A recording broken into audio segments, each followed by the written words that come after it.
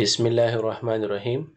ګرانو لیدونکو، د تشریح احصایې د لړۍ په نوي درس کې غواړو دا ځل د ساده حسابي اوسط د غیر سمبندي سوي ارقامو لپاره دوهمه تګلاره چې د لنډې طریقې په نامه ده یا شارټ کټ میتود دی کار ځنې واخلو.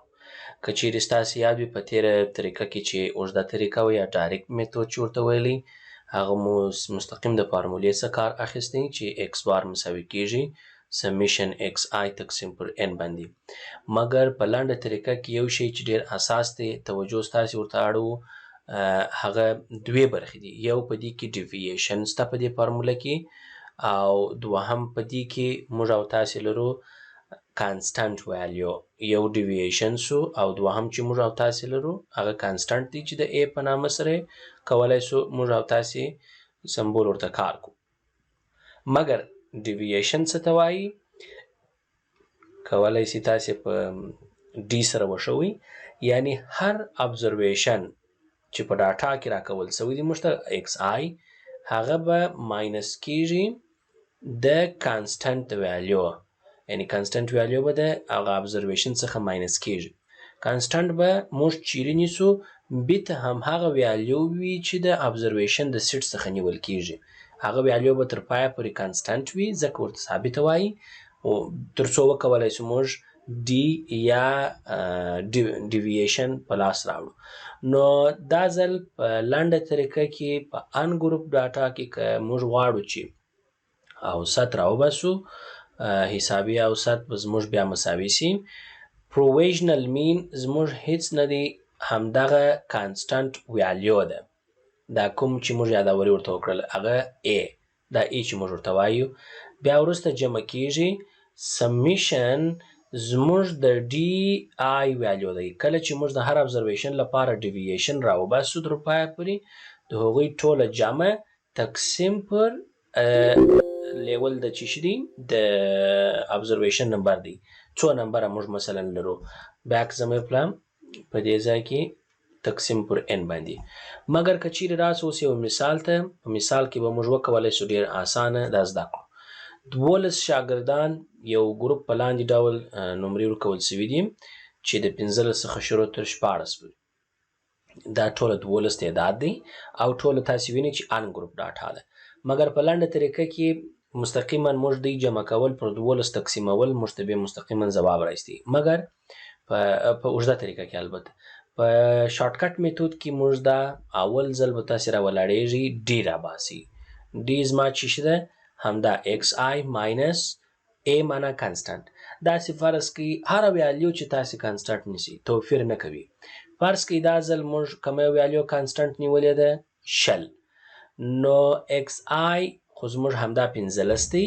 که تاسې فرض کړئ 15 ماینس 20 موږ ته به څو ځواب دلته په لاس راکړي؟ -15. د 25 لپاره مثبت 15.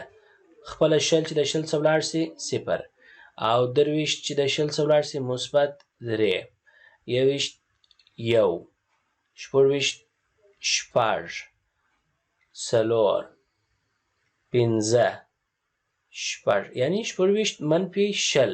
20 خو ثابت دی تغییر نه کوي، 6 مثبت په لاس راکوي، بیا 6 او منفي 4. نو دا ټوله ویلیوګانې که چیرې تاسې وګورئ، فرض کړئ دا دواړه سره ځي، 3 و 1 4، دا 10 14 19، د 19 دا 25، دا 21، د 21 څخه 4 ایسته کړه 20 موږ ته ځواب په لاس راکوي. نو په عیني دستور سره ستاسې اریتمیټیک مین مساوي کیږي په پروویژنل مین سره چې هغه ستاسې کانسټنټ ویلیو ده. سمیشن په صورت کې لیکل کیږي ډي آی تقسیم پر نمبر آف د ابزرویشن، هغه د ابزرویشن د تعداد نمبر شي. موږ خو پروویژنل مین 20 نیولی دی، جمع د سمیشن ډي آی مو رایستلی دی 20 تقسیم پر 12. که دا نور هم ساده سي او بالاخره ایستا ماشین په کار واچوي، تاسې ته به ځواب راوباسي 22.45 اوسطه نمره ده په نوموړې ډاټا کې یا ان ګروپ ډاټا کې چې موږ او تاسو رایستلې ده. که چیرې په همدغه ترتیب سره دا مثال ته راسو، په دې کې وغواړو پیدا یې کړو. تاسې فرض کړئ هره ویلیو چې تاسې نیسئ، فرض کړه ما دا ځل 10 کانسټنټ ونیول چې دا مساوي کیږي په A سره. 33 د 10 څخه ځي نو په دې دا چونکې ستاسې لپاره D ده. 33 چې د 10 څخه تاسې بیا فارمولې په حساب باندې موږ غږیږو تاسې ته 23 پلس په لاس درکوي. دلته 15 دلته 4 دلته 10 خپله 10 د 10 ته ولاړ شي 0 دلته -6 دلته -6 او دلته مثبت 45. هر څو چې په لاس درکوي تاسې به مستقیما 23 5 28 22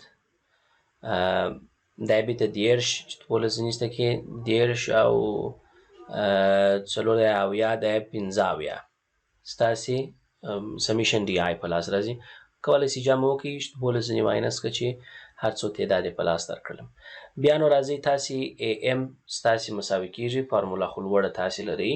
کانسټنټ ویلیو یا پروویژنل مین تاسې لاس نیولې ده جمع او په دې ځای کې 15 تقسیم پر ټوټل څو تعداد یې 8 د کومې خوا شول 1 2 3 4 5 6 7 8.